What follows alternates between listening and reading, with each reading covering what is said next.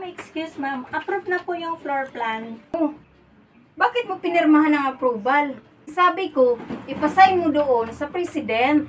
Hindi ko sinabi sa'yo na pirmahan mo. Uy, mga bishi, nakita nyo ba yung bagong hire na empleyado natin? Ang pangit! Oo nga, yung parang tipong mapagkakamalan mong shoplifter. Ay, talaga mga best na pa kong judgmental. Ay nako, sa mukha pa lang at pananamit niya, alam ko na yung pagkatao niyan. Hello mga ma'am, pwede pong makiupo kasi magla-lunch na rin ako. Tapos na ba kayo mga bes? Tara na, at baka madugutan pa tayo dito. Sige na nga, tara na. Aray. Uy mga besh, napansin niyo ba yung bagong empleyado natin? Palipat-lipat ng department. Bakit ano naman napansin nyo? Mga marites talaga kayo. Ano ka ba? Parati ka na lang nakontra. Totoo naman yung sinasabi niya. Pansinin niyo yung unang linggo niya dito, nasa admin department siya. Tapos, halos 2 linggo nakalipas, binato na naman siya sa sales department. Pinagtabuyan na naman siya sa sales department. Napunta na naman siya sa accounting department. Isa lang ang ibig sabihin yan, mga busy. Mahina ang utak nun. Pag yan napunta sa department natin, graduhan ko yan ng 0. Para sa susunod na bagsak niya, sa CR na siya maglilinis. Best ako na nagmamarites sa inyo. Yung bagong empleyado kasi, kaya naiinisan nyo, nasa department na natin. Malamang, sinuka na naman yan doon sa accounting department. Oo nga, wala kasing utak. Uy, Ay, ma'am. dito ka na pala sa department namin. Yes ma'am. Uy, gumawa ka ng floor plan na para sa gagawin nating event. Pagkatapos ibigay mo sa akin para ma-double check ko bago ipasign doon sa president.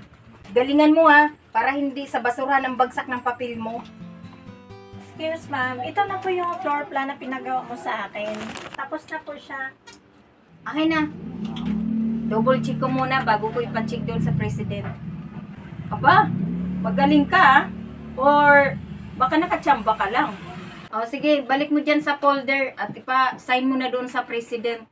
Ma'am, excuse ma'am. Approve na po yung floor plan. Okay na po siya. Signed na po siya ng president. Oh, bakit mo pinirmahan ng approval? Ang sabi ko, ipasign mo doon sa president.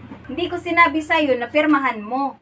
Miss Ann, effective na po kasi ngayong araw ang turnover ko bilang bagong president sa kumpanyang ito. Ako ang papalit sa magre-retire niyong president na si Mr. Garcia.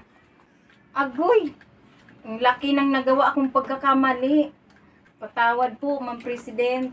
Miss Ann, hindi naman kita tatanggalin sa kumpanya, pero magpahinga ka muna. At mag-retraining ka dahil meron kang attitude problem.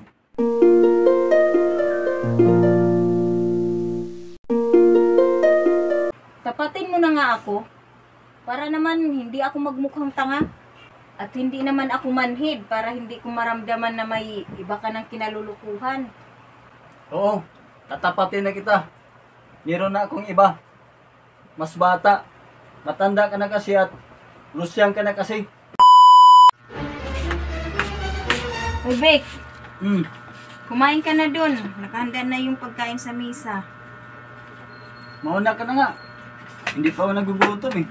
Alam mo, napansin ko lang. Ang laki na ng pinagbago mo. Dati-rati ang aga-aga mong umuwi galing sa trabaho. Ngayon, madalas ka nang ginagabi At ayaw mo na rin kumain ng mga niluluto ko. Tapatin mo nga ako. May problema ba tayo? Wala. Pagod lang ako. Kumain ka na nga dyan. Baka gutom ka lang eh. Yan. Isa na rin yan sa napansin ko sa'yo. Yung mainitin ang ulo mo. Isa pa yung cellphone mo. Nagkaroon bigla ng password. Tapatin mo na nga ako. Para naman hindi ako magmukhang tanga. At hindi naman ako manhid para hindi ko maramdaman na may iba ka ng kinalulukuhan. Oo, tatapatin na kita. Meron na akong iba. Mas bata. Matanda ka na kasi at Lusyang ka na kasi. Itong bago ko, batang-bata at sariwa. Hindi katulad sa'yo, matanda ka na at lusyang ka na. Eh kung ganun, maghiwalay na lang tayo. O sige, ano pa ba? Aalis na ako dito.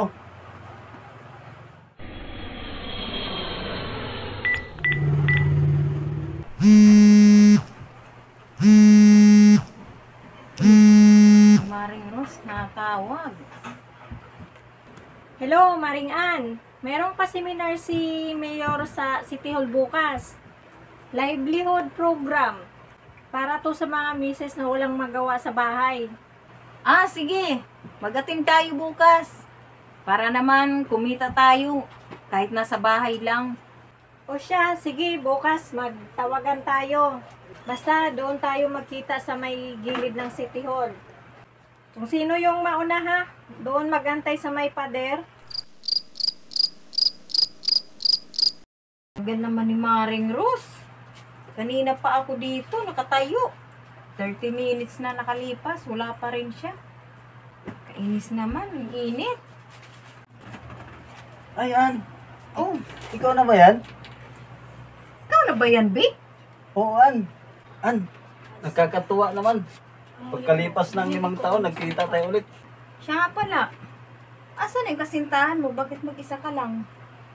Sigurado ako, nasa bahay niyo lang. Nagbabantay ng bata. Ah, yung bagong kasintahan ko? Oo.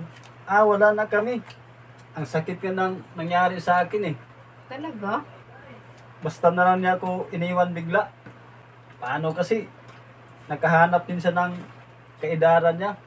Sa madaling salitaan, pinagpalit niya ako sa mas bata. Yeah. Matanda na raw kasi ako, kaya ito, mag-isa na lang ako ngayon sa buhay. Siya nga pala, ikaw, kumusta ka na? Ito, may anak na akong 2 sa bago kong mister.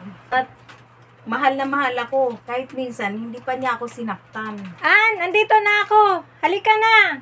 Ann, halika na. Nandito na ako. O siya, sige. Maiwan na kita at nandyan na yung kumari ko.